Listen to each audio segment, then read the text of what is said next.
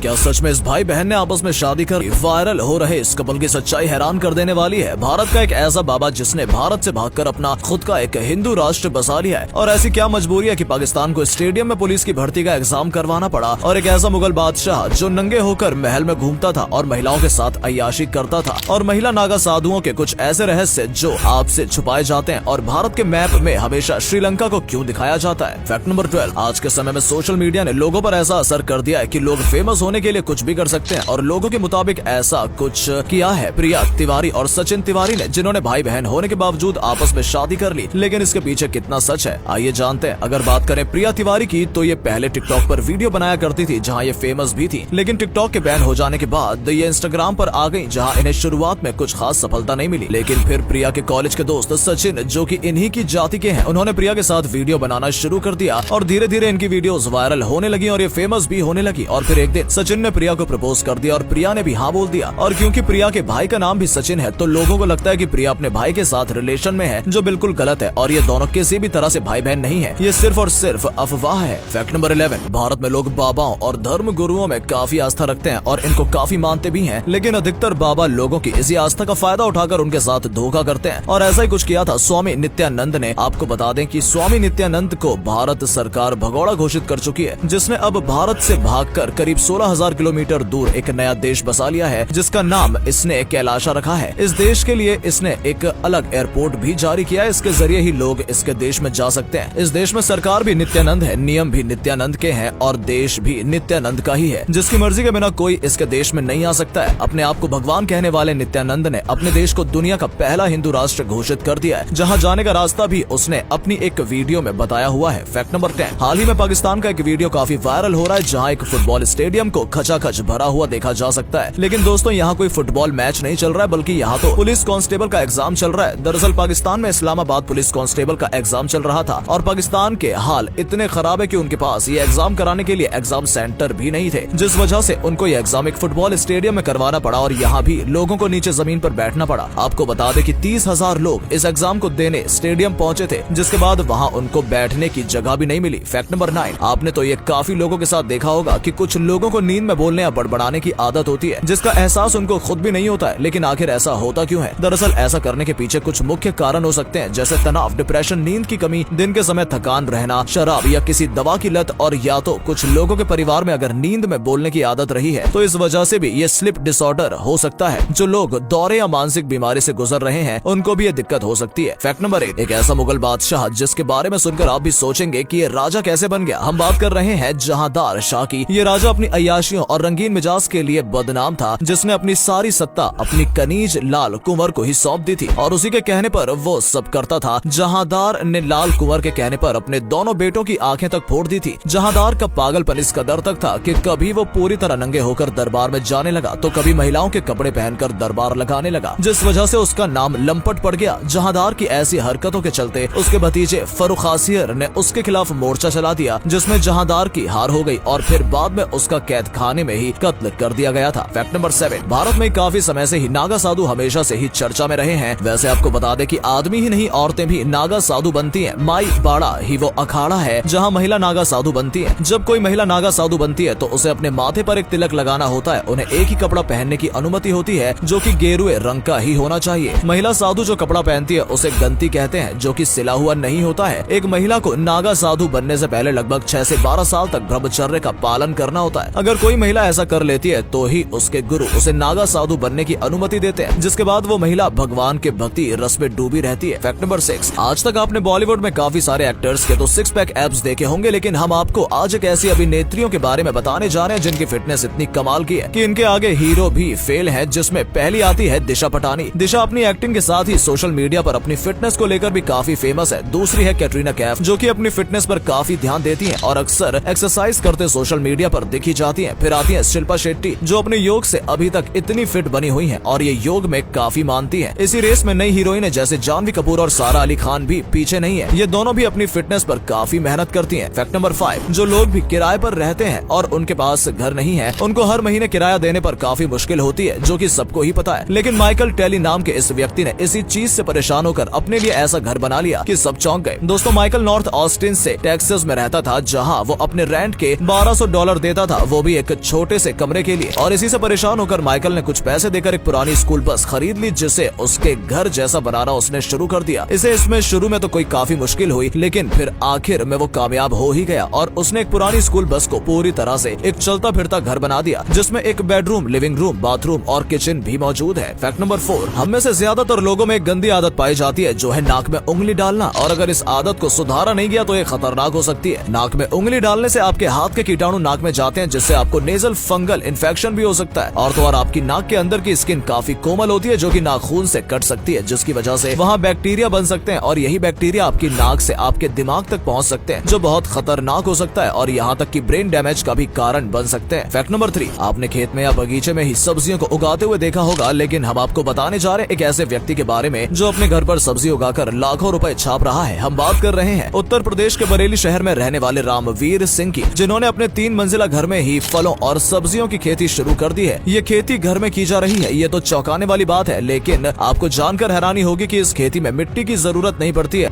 सिर्फ पानी से की जाती है। इस तरह की खेती को हाइड्रोपोनिक कहते हैं, जो भारत में अभी नहीं है। इस खेती में मोटे मोटे पाइप के अंदर सब्जियों को उगाया जाता है, जिसमें हमेशा पानी भरा रहता है। और अगले फैक्ट पर जाने से पहले इस फोटो को ध्यान से देखिए और बताइए आपको कौन दिखाई दे रहा है। इससे पता लगेगा आपका दिमाग और आपकी आंखें कितनी तेज है। आपको मिलते हैं 5 सेकंड। फैक्ट नंबर 2, आज तक आपने कई तरह के अलग और अनोखे ब्रिज देखे होंगे, लेकिन हम आपको बताने जा रहे हैं ऐसे ब्रिज के बारे में जो इंजीनियरिंग और टेक्नोलॉजी का एक बेहतरीन नमूना है। हम बात कर रहे हैं हॉमर एम हेडली मेमोरियल ब्रिज, जो कि अमेरिका राज्य वॉशिंगटन के सिएटल में मौजूद है। और ये ब्रिज इसलिए खास है क्योंकि एक फ्लोटिंग ब्रिज है जो कि वॉशिंगटन लेक पर बना हुआ है। ये पुल आम ब्रिज की तरह इसलिए नहीं बनाया गया क्योंकि यहाँ की मिट्टी काफी फिसलन भरी थी और आम कॉलम वाले पुल यहाँ कभी भी गिर सकते हैं। इस ब्रिज से आए दिन भारी मात्रा में वाहन तो गुजरते ही हैं और साथ ही साथ ट्रेन भी गुजरती है, लेकिन फिर भी ये ब्रिज इतना भार झेल लेता है। फैक्ट नंबर 1, अगर आपने कभी इंडिया का मैप देखा हो तो आपने हमेशा ये तो देखा ही होगा कि उस मैप में इंडिया के साथ साथ श्रीलंका का मैप भी दिखाया जाता है, लेकिन हमारे और पड़ोसी देश जैसे पाकिस्तान या बांग्लादेश का क्यों नहीं दिखाया जाता है? ऐसा इसलिए किया जाता है क्योंकि संयुक्त राष्ट्र के महासागर कानून के हिसाब से अगर कोई देश समुद्र के किनारे बसा है तो इस देश को अपने किनारे से 200 समुद्री मील यानी कि लगभग 370 किलोमीटर दूर तक का हिस्सा अपने मैप में दिखाना होता है। और वहीं श्रीलंका किनारे से सिर्फ 18 नॉटिकल मील दूर है और इसी वजह से श्रीलंका का मैप भी भारत के मैप में दिखाया जाता है। तो दोस्तों, आज के लिए बस इतना ही। उम्मीद है आपको ये वीडियो अच्छा लगा होगा। सिर्फ वीडियो देखिए ही नहीं बल्कि लाइक और शेयर भी कीजिए और कमेंट में बताइए आपको ये वीडियो कैसा लगा। धन्यवाद।